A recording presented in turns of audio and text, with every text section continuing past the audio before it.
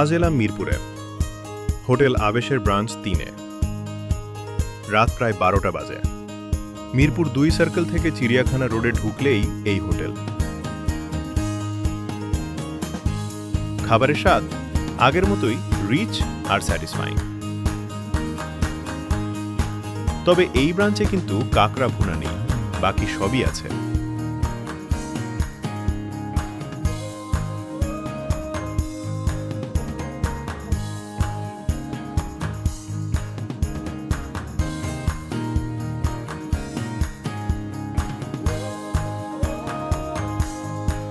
আমরা নিয়েছিলাম গরুর তিল্লি কাবাব, জুসি, হারিয়ালি, রেশমি, মুরগির চাপ, হান্ডি বিফ, হাঁসের মাংস, পরোটা, সাথে স্যালাডও ছিল। আর সবশেষে তাদের বিখ্যাত চা। মিরপুরে ভালো খাবার খুঁজলে এই জায়গাটা একবার ট্রাই করতেই পারেন।